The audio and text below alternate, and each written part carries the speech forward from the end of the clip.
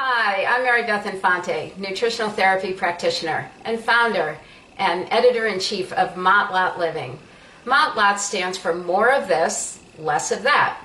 And I started Mott Lot about 3 years ago in an effort to support people who wanted to be healthier by learning more about nutrition and how food impacts their health. My philosophy is that we all start from our own place of healthy.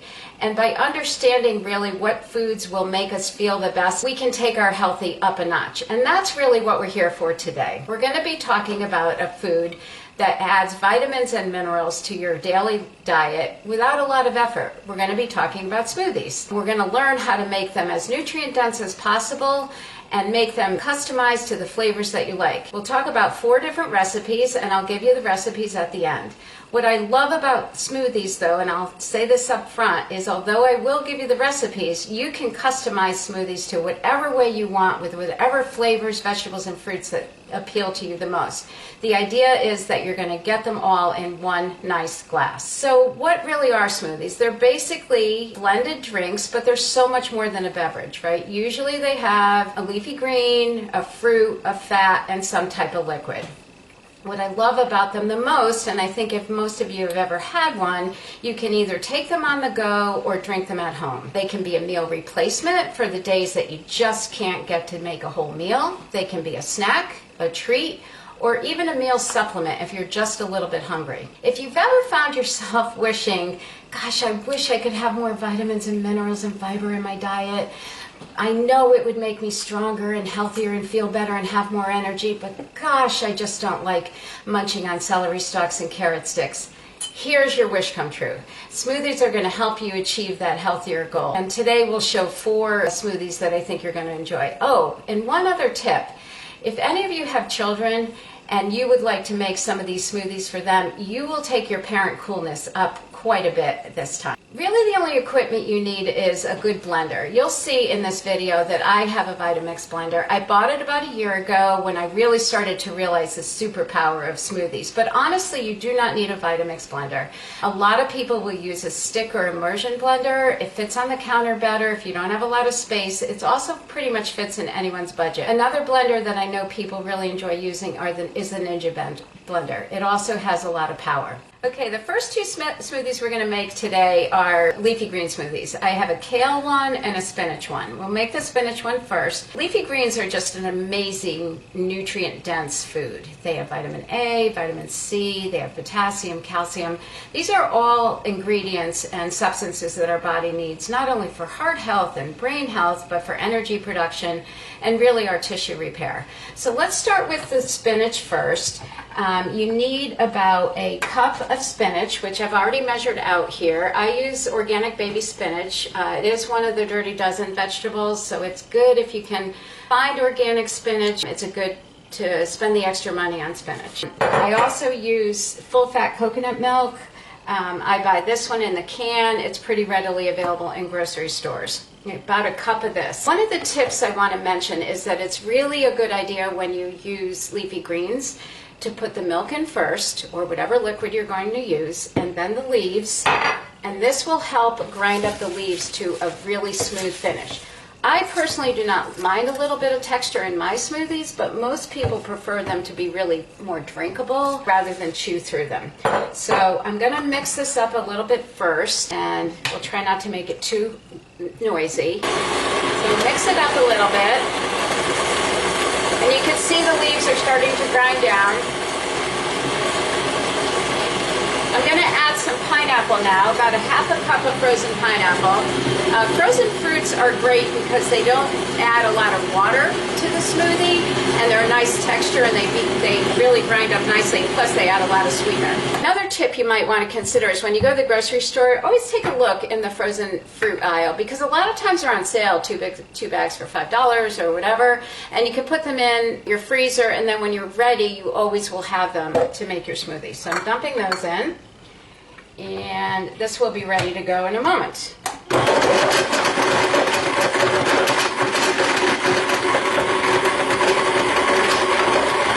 really can use whatever kind of fruit you like. As I said, these are all customizable. Pineapple goes really well with spinach, but you could use frozen mango, you could use frozen blueberries. You'll see another one of the smoothies uses a frozen banana. So anything goes for the smoothie. That is probably mixed up enough. I'm going to turn it off. And we will pour it into my glass.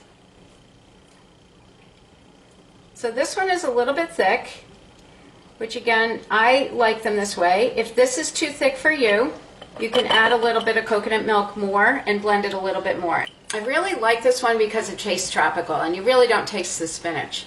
Just one thing to know, if you're new to leafy greens or you have someone in your family that thinks they hate spinach or hate kale, smoothies are a really good option, but please resist the urge to like pack every bit of spinach that you can in there. Go slow, let it mix up, make it liquidy, put the extra fruit in if you need to, and that way the person or you will get accustomed to the flavor and you'll still be getting all the valuable nutrients. This next one is probably my leafy green favorite one. It uses kale leaves along with almond milk, almond butter, lemon, some ginger, and green grapes.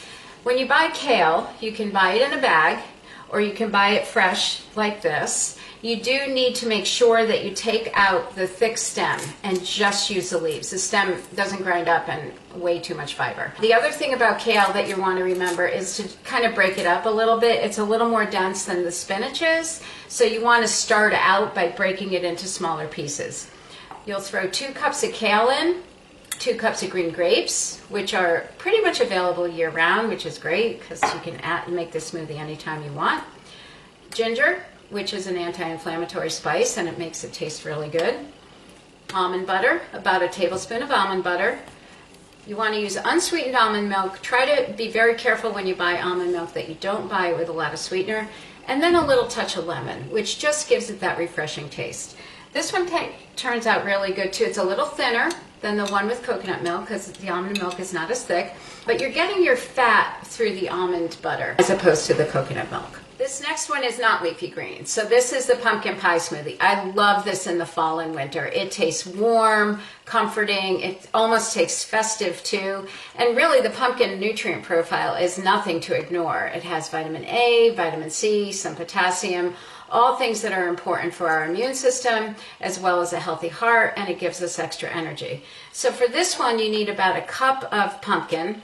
I buy canned pumpkin puree without added sugar, so it's pure pumpkin. Put that in your blender. You need about 2 cups of almond milk. Again, we said this in the last one, but you do want to have unsweetened almond milk. I always add a little bit of applesauce, maybe a tablespoon or 2, again unsweetened, but it does give the pumpkin a little bit of a balance in flavor.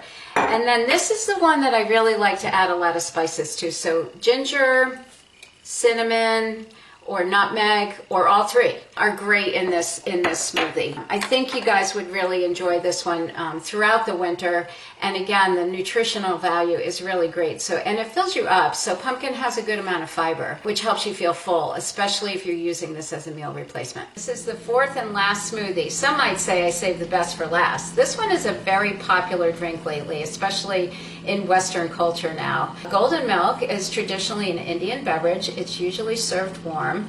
It has spices in it that have a lot of antioxidant and anti-inflammatory properties. It also aids in digestion and really helps calm you when you drink this. This one is made with almond milk, frozen pineapple, or you could use frozen mango too, frozen banana, and the spices are what's key here. The turmeric, ginger, cinnamon, and anytime you use turmeric, this is a little note, you should always use a pinch of black pepper because it really helps activate the turmeric and make it more efficient in your body. A note about the frozen banana, it's great to buy bananas when you see them, peel them, cut them in half, put them in a zip bag, throw them in the freezer. They can add to pretty much any smoothie, even though we only added them to one in today's video. They're really handy to have. Now, of course, you don't have to use a frozen banana, you can use a regular one, but the frozen banana does have a nice substance to it. Now, if you're going to make these and not drink them right away, it's a good idea to store them in an airtight container, like a mason jar, I really like using washed out pickle jars or sauce jars. It's great. You just wash them out and then they seal nicely. Keep them in the refrigerator. They'll last for a day or two. I wouldn't keep them too much longer than that because they can kind of separate, but I'm pretty sure you're going to drink them before that anyway. And then just want to re-mention about the recipes. I'm certainly going to include the recipes here, but this is not a food that requires a recipe. You just have to keep in mind to use a liquid like an almond milk or a coconut milk or even water, usually a vegetable or a fruit or both, some sort of fat. We didn't use avocados today, but you could use some avocado, or we used almond butter today. That's great. And then spices. These are customizable foods and you really can't make a mistake, which is another reason that I just love adding these into my day. So thank you so much for spending time with me in the Motlot Kitchen today. This has been fun. I hope you guys have had fun too. I hope that you'll let me know which ones you've tried. And I just want to say a special thank you to Bounty and Soul. I really appreciate the opportunity to share some of my knowledge with you all in this health and wellness video, and I hope to see you again soon. Thank you.